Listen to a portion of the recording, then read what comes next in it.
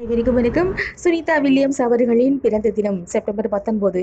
இந்திய வம்சாவளி doctor Deepak Pandya Slovenia அமெரிக்கரான உர்சுலின் Fani தம்பதியின் மகளாக அமெரிக்காவின் மாசாசுசெட்டில் 1965 இதே நாளில் பிறந்தவர் சுனிதா வில்லியம்ஸ்.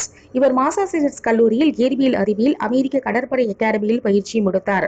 அமெரிக்க கடற்படையில் டைவிங் அதிகாரியாக சேர்ந்தார்.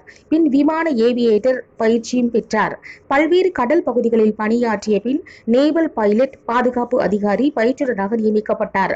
போர் விமானங்களை ஓட்டும் பயிற்சி பெற்ற இவரை நாசா விண்வெளி வீராங்கனையாக தேர்வு செய்து கடலுக்குள் 9 நாள் தங்கும் பயிற்சியையும் அளித்தது. மாஸ்கோ ஆய்வு மையத்துக்காக எக்ஸ்பெடிஷன் குழுவினருடன் விண்வெளிக்கும் சென்றார்.